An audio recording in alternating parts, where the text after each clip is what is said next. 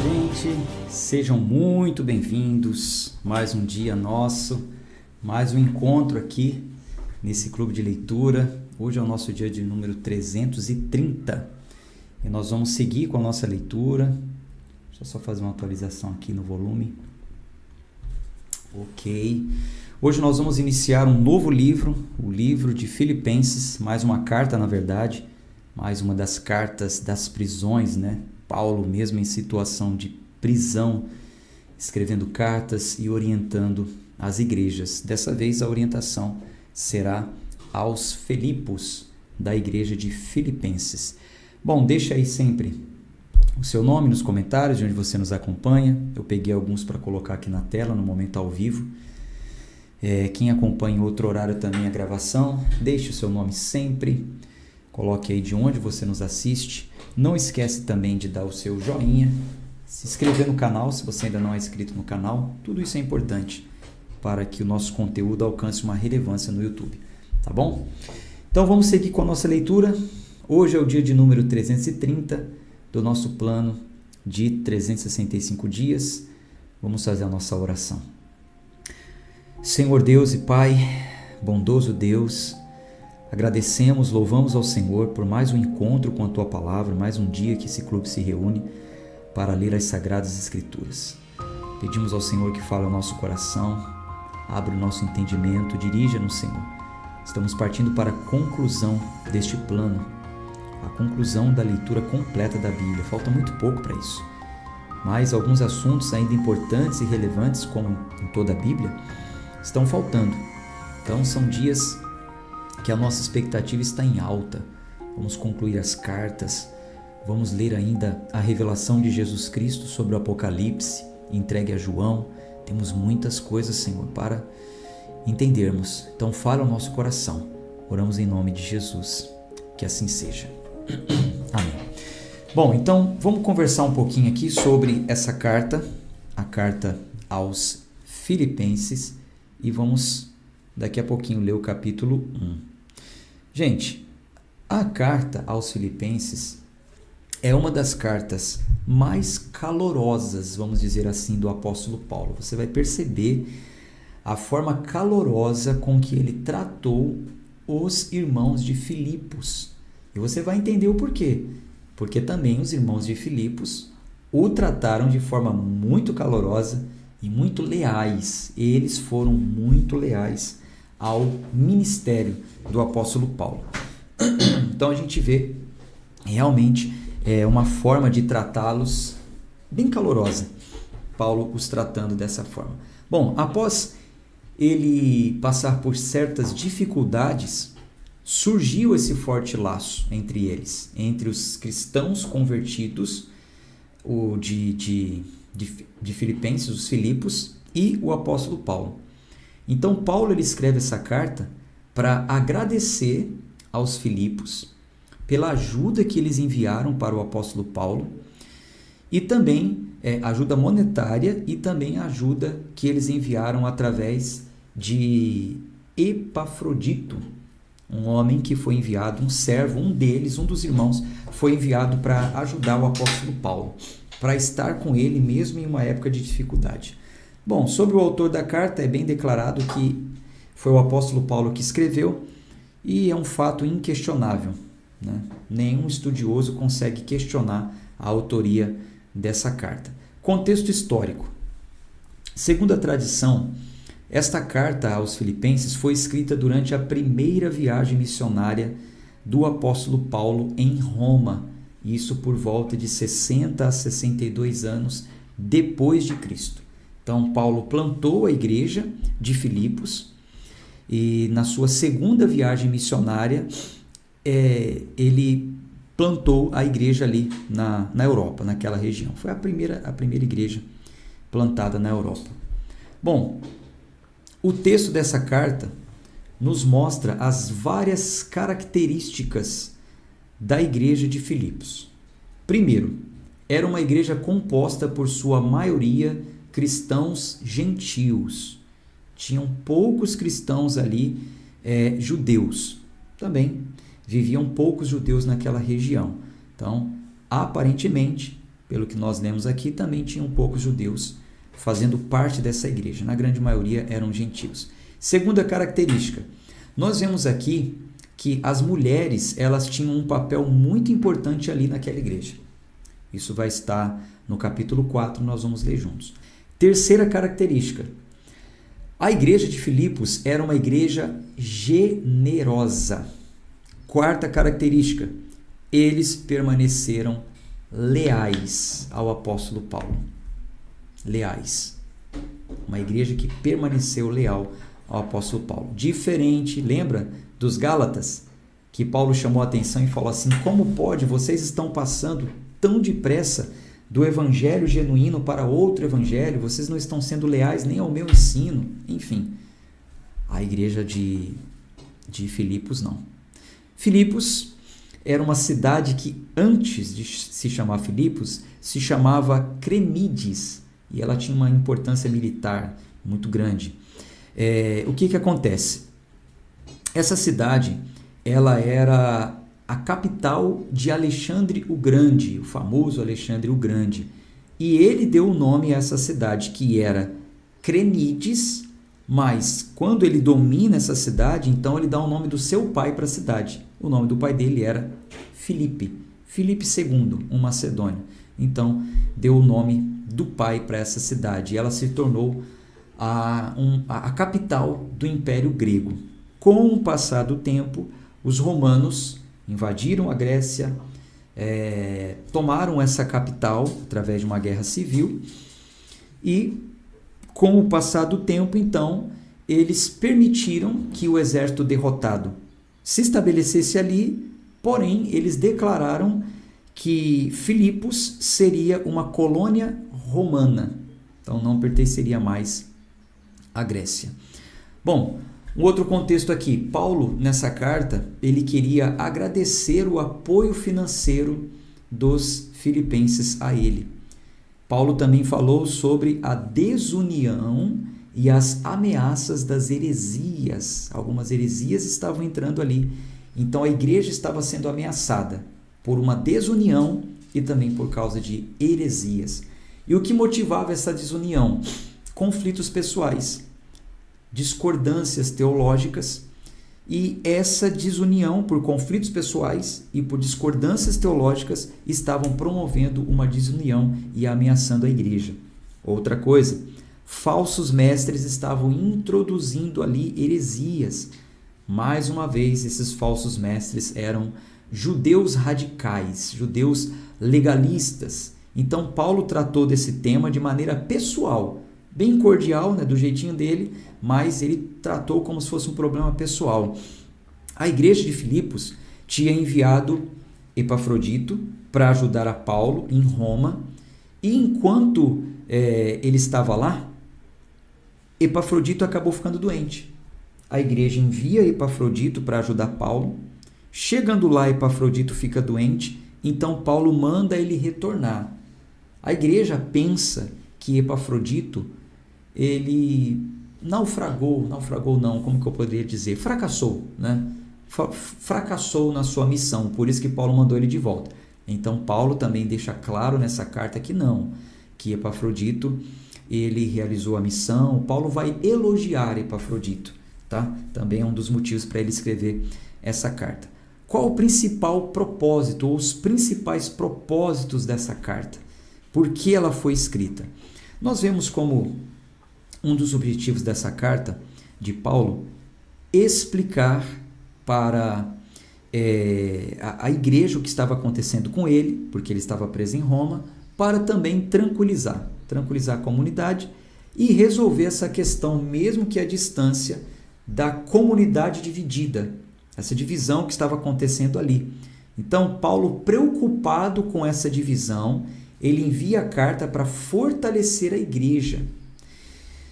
Bom, a teologia da vida de Paulo, o estudo, né, de como Deus agiu na vida de Paulo, é uma base para o otimismo.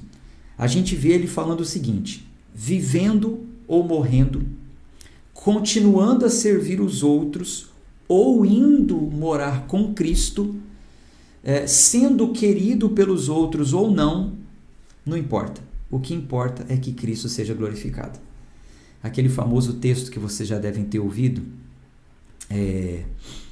viver é Cristo, viver é Cristo e morrer é lucro, né? Saiu daqui. É nessa carta que está escrito isso. Então, Paulo ele mostra esse entusiasmo em que Cristo seja glorificado e não importa como. Vivendo ou morrendo, ele vai ser glorificado. Tendo pouco ou tendo muito, ele vai ser glorificado. Sendo bem quisto ou sendo mal falado, que ele seja glorificado, isso não me importa. Então, dessas explicações do apóstolo Paulo, nós podemos tirar várias mensagens. Primeiro, unidade. Ele vai exortar a igreja para uma unidade. A igreja estava dividida, então ele vem e lembra a igreja, dia após dia, os efeitos dessa desunião. Além disso, essa desunião também estava ameaçando a igreja por causa de duas mulheres importantes que estavam brigando entre si. Nós vamos ler isso juntos. Então fica detectado que a raiz do problema dessa igreja era o egoísmo. A gente vai aprender sobre isso. Então, como que Paulo resolve essa situação? Ele vai lembrar os cristãos da humildade do Senhor Jesus. Paulo, ele vai deixar bem claro a perspectiva de Cristo, de como Cristo conduziu a sua vida estando aqui na terra, com o objetivo de restaurar a harmonia dessa igreja. O capítulo 2 vai trazer um grande louvor a Cristo e nós vamos ler isso juntos, tá? Quando surge a unidade dessa igreja? Quando cada indivíduo resolve desenvolver a mente de Cristo. Em meio às situações mais difíceis, a igreja resolve resolver aquelas situações difíceis de forma coletiva. Então, o individualismo acaba, a desunião acaba, o egoísmo acaba, eles passam a ter a mente de Cristo e vivem em harmonia, alegria e paz. São as marcas dessa igreja. E são as marcas de uma igreja saudável, né? Uma igreja saudável deve funcionar dessa forma. Paulo vai falar também sobre a libertação do legalismo. Paulo ele vai alertar a igreja sobre o cuidado que eles deveriam ter com os judeus legalistas. Isso vai estar no capítulo 3. Esses mestres judeus legalistas ameaçavam destruir a vitalidade da congregação, fazendo com que eles se preocupassem com questões de religiosidade exterior, coisas que a gente já falou durante o ano inteiro, né? A gente viu que esse era um problema constante na igreja, foi um problema para os cristãos do primeiro século e hoje também não é diferente. Então, Paulo ele vai exemplificar através da sua experiência pessoal com essa mensagem dos legalistas. Deixa eu te explicar isso. O que os legalistas estão querendo falar para as pessoas, impor sobre as pessoas, Paulo já viveu. Ele foi também um fariseu dos fariseus. Então Paulo vai exemplificar, usando a sua vida, ele vai exemplificar dizendo o seguinte: eu já vivi o que eles estão falando e eu encontrei falha no ensino deles, na teologia deles. Vou abrir um parênteses aqui. Eu posso falar sobre algumas coisas que eu falo nas minhas redes sociais porque eu já vivi. Eu já vivi em um ambiente legalista e eu encontrei falhas nesse ensino. Eu detectei que, mesmo cumprindo aquelas obras, não leva à salvação. Não são aquelas obras que levam à salvação. Então, hoje, eu sou um defensor do verdadeiro evangelho. Eu refuto o falso e defendo o verdadeiro. Paulo faz exatamente a mesma coisa. Ele vai dizer: eu vivi tudo isso, eu encontrei falhas, por isso hoje eu defendo o evangelho. Ele vai usar essas palavras, exatamente essa palavra. Inclusive é daí que surge como que eu posso dizer, um módulo, uma especialização no estudo da teologia, chamada a apologética, que é o estudo que nos ensina a defender a fé, a defender a verdade, com a própria palavra. E é o que mais eu me inclino. Só abrindo parênteses aqui, tá? Então ele vai falar também sobre a salvação. Ele vai dizer que a salvação é por meio de Cristo, Cristo que foi obediente até a morte. Muitos pregadores que levaram o evangelho adiante também pregam dessa mesma forma. E uma das formas que ele coloca aqui no seu ensino aos Filipos é o seguinte, que as várias circunstâncias da vida, quer sejam boas ou sejam más, elas podem nos mostrar a verdade, a fim de que a vida dos cristãos seja um testemunho sobre Cristo. Passando por momentos bons ou passando por momentos ruins, eu posso, inclusive nos meus momentos ruins, ser um testemunho sobre Cristo, sobre confiança, sobre fé. Particularmente, enfrentei um ano muito difícil, mas mesmo em meio a dores, a sofrimentos e dificuldades, tenho feito de tudo para testemunhar a Cristo. E Paulo também, ele fala sobre isso aqui. Bom, ele também fala sobre a mordomia cristã, como que nós podemos administrar, o mordomo administra, né? Como nós podemos administrar aquilo que Deus nos deu. Paulo começa agradecendo aos filipenses pelo apoio financeiro que eles deram para Paulo. A igreja, para você ter uma ideia, enviou dinheiro para o apóstolo Paulo. E ele não estava mais ali, mas eles fizeram uma arrecadação e enviaram dinheiro para o apóstolo Paulo. Só aí já refuta, né, aquilo que algumas pessoas falam, não, mas Paulo, os pastores têm que ser igual Paulo não tinha salário. Não, eu já expliquei para vocês isso uma vez lá no livro de Atos. Foi um momento, um tempo em que o apóstolo Paulo, ele trabalhou construindo tendas para não servir de escândalo para algumas pessoas ali, enfim. Mas aqui nós vemos que as pessoas, os cristãos ali, filipenses, enviam uma quantidade generosa para ajudar o apóstolo Paulo e também enviam um homem de confiança chamado Epafrodito para cuidar do apóstolo Paulo. Ele estava precisando de cuidados, então eles enviaram dinheiro para ajudar e uma pessoa também para cuidar do apóstolo Paulo.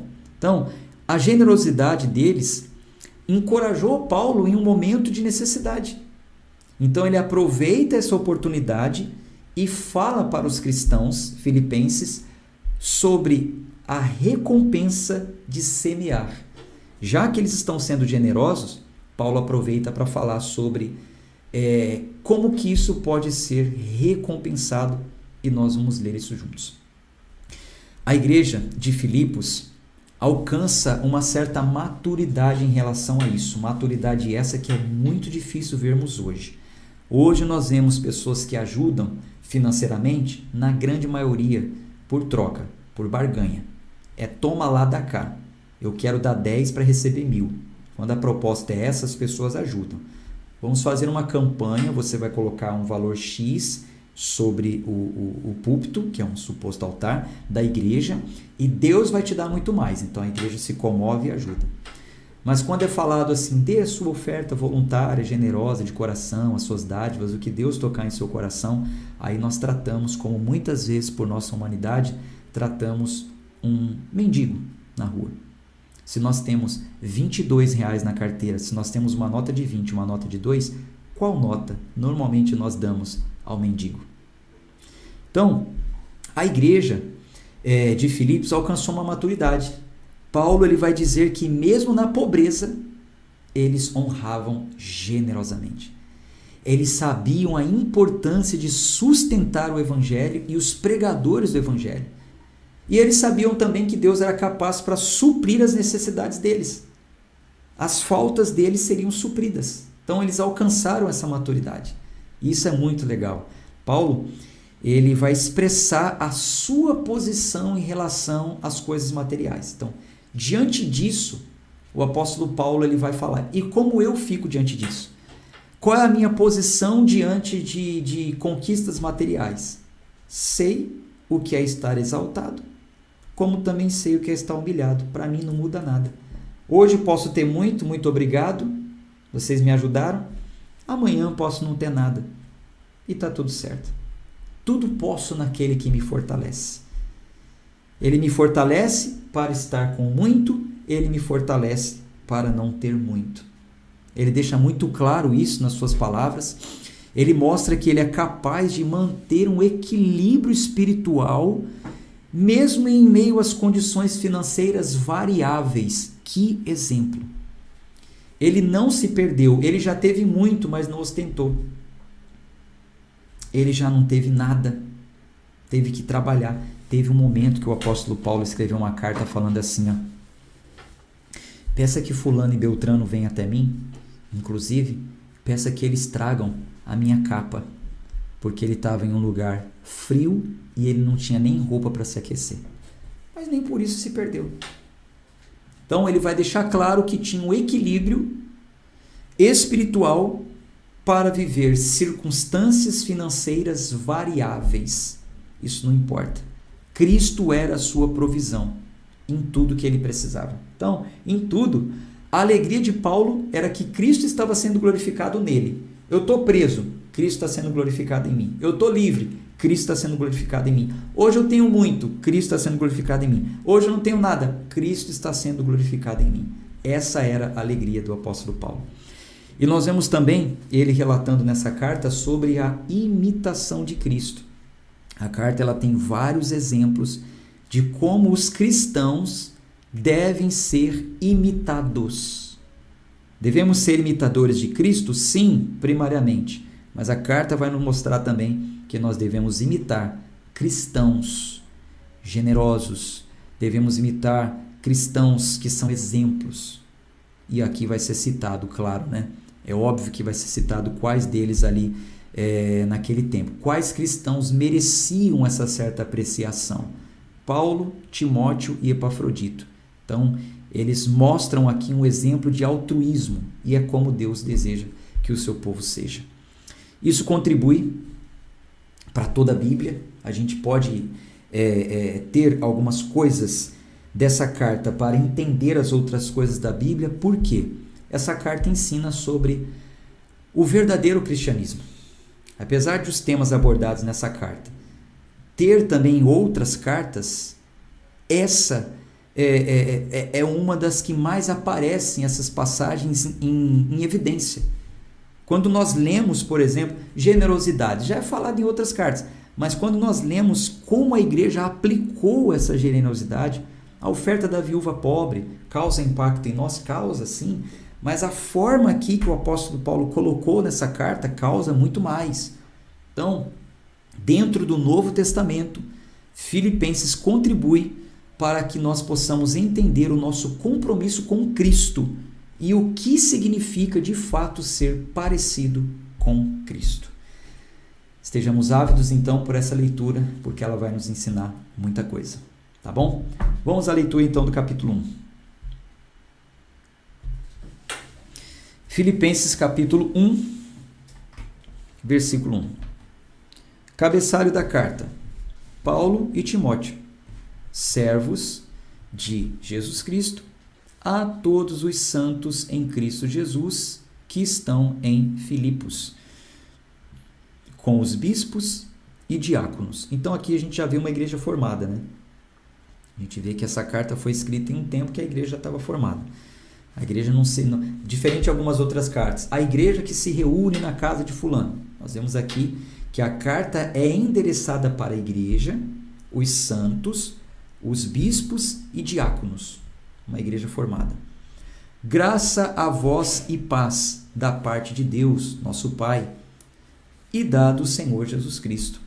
Agradeço ao meu Deus todas as vezes que me lembro de vós, sempre em cada oração minha por vós, fazendo súplicas com alegria, pela vossa cooperação no Evangelho, desde o primeiro dia até agora, sendo confiante nisto mesmo, que aquele que começou a boa obra em vós, a realizará até o dia de Jesus Cristo. Então, ele já começa aqui no versículo 5 e 6 falando sobre a cooperação. E essa cooperação deles foi expressada quando eles participaram dos sofrimentos de Paulo, enviando ofertas, e mandaram juntamente com as ofertas Epafrodito, como eu já falei para vocês.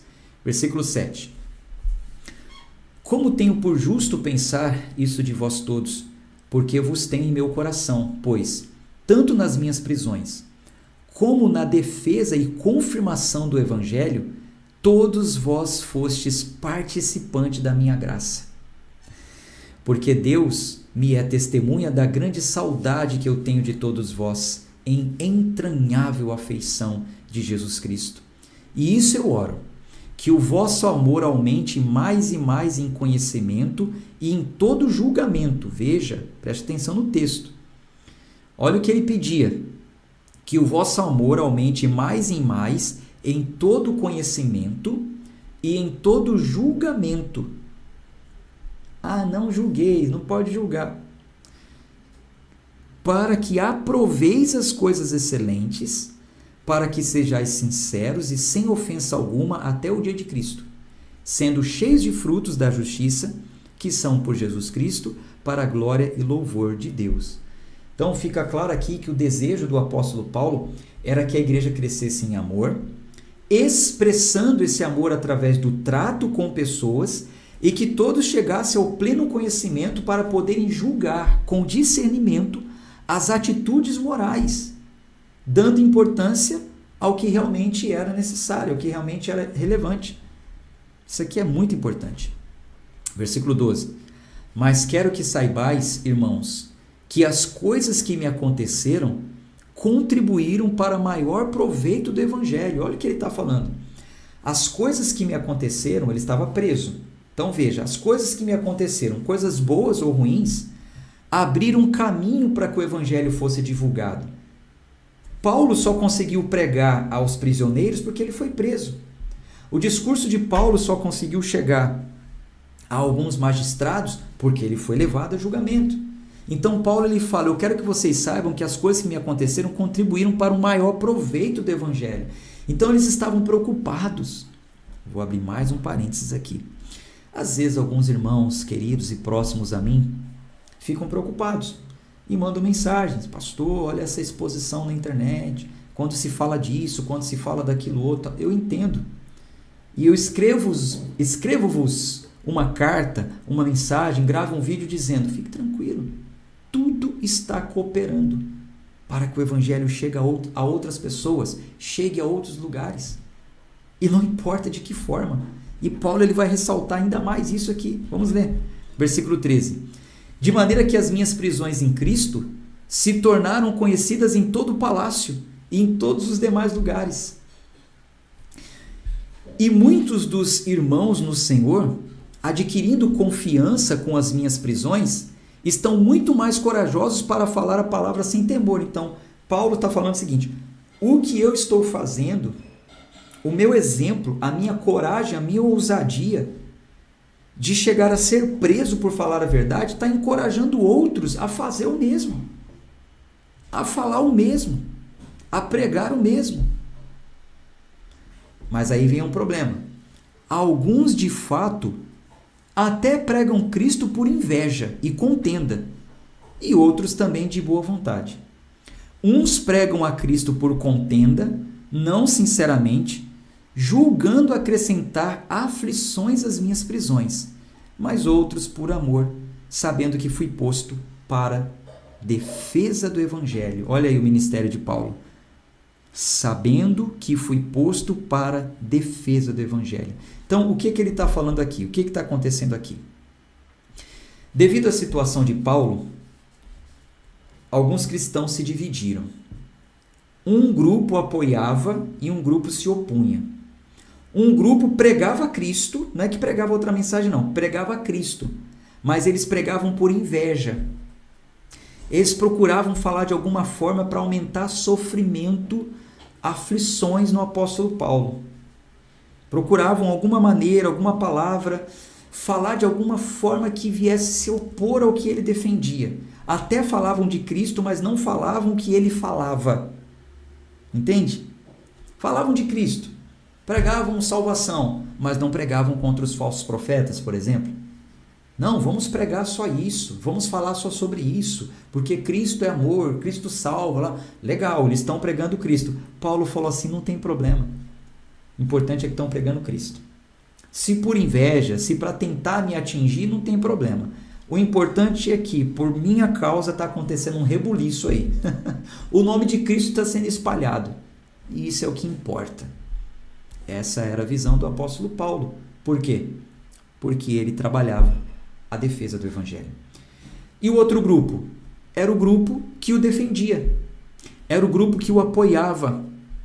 Era o grupo que, por boa vontade e amor, apoiavam Paulo, entendendo que Paulo foi escolhido para a defesa do evangelho. Tá bom, apóstolo Paulo, tem problema não. Pregue a verdade, se você for preso, a gente vai te ajudar. Se você se sentir sozinho, a gente manda Epafrodito para ajudar também. Não tem problema não. Muito interessante. Versículo 18. Mas que importa? Paulo falou assim, que importa? Se alguns estão tentando se levantar contra mim, mas pregam Cristo, que importa? Não obstante, de todo modo, seja na pretensão, seja na verdade, Cristo seja pregado, e nisso me regozijo, sim, e me regozijarei. Porque sei que disto me resultará salvação, pela vossa oração e pelo socorro do Espírito de Jesus Cristo. Segundo a minha intensa expectação e esperança de que em nada serei envergonhado. Olha isso. Veja o que o apóstolo Paulo está falando aqui. Segundo a minha intensa expectação e esperança de que em nada serei envergonhado. Antes, com toda a ousadia, Cristo será, tanto agora como sempre, engrandecido no meu corpo, seja pela vida ou pela morte. Porque para mim, o viver é Cristo e o morrer é ganho, é lucro. O viver é Cristo e o morrer é lucro. Então olha o que ele está falando. Ele deixa claro aqui o seguinte: eu não vou me envergonhar. Segundo a minha intensa expectação e esperança de que em nada serei envergonhado. Esse não ser envergonhado é no sentido de eu não vou me encolher. Eu não vou fugir da batalha. Eu não vou ficar envergonhado, com vergonhinha, porque eu estou sendo exposto, porque estão falando mal de mim, porque me prenderam. Não. Pelo contrário. Eu não vou ficar desconcertado, não. Não, pelo contrário. Eu vou enfrentar, porque no final, Cristo será glorificado. Vivo ou morto, Cristo será glorificado. Se morto, estou no lucro. Se viver, vivo para Cristo. É pensamento de quem não pensa em si, né? Versículo 22. Mas se vivo na carne, isso é fruto do meu trabalho. Não sei então o que devo escolher. Mas de ambos os lados estou em aperto. Tendo o desejo de partir e estar com Cristo, o que é muito melhor, todavia, permanecer na carne é mais necessário a vós. Então Paulo, ele se sentia em aperto, entre aspas. Ele está diante de um dilema. Se eu morrer, é melhor. Porque se eu morrer, eu vou estar com Cristo. É muito melhor estar com Cristo. Mas por outro lado, se eu continuar vivo, eu vou continuar ajudando outras pessoas. E agora, eu nem sei o que devo escolher. Ele fala. Aqui, ó, versículo 22. Então, o que devo escolher? Nem sei o que eu vou escolher. Se eu viver, eu vou colher frutos aqui do meu trabalho, na carne. De um lado ou de outro eu estou em aperto. Se eu pender para um lado, pender para o outro, eu não sei o que é melhor não. Versículo 25. E tendo essa confiança, sei que permanecerei e continuarei com todos vós para proveito vosso e alegria da fé, para que o vosso regozijo seja mais abundante por mim em Cristo Jesus, pela minha nova ida a vocês. Que a vossa conversa seja digna, conforme o evangelho de Cristo, para que, quer vá e vos veja, quer esteja ausente, ouça acerca de vós que estás no mesmo espírito, com uma só mente, combatendo juntamente pela fé do evangelho. Em nada vos aterrorizeis pelos vossos adversários, o que para eles na verdade é indício de perdição, mas para vós de salvação, e isto de Deus. Porque a vós vos foi concedido em relação a Cristo, não somente crer nele, mas também sofrer por ele, tendo o mesmo conflito que já tendes visto em mim, e agora ouvis estar em mim. Não está mostrando o finalzinho, né?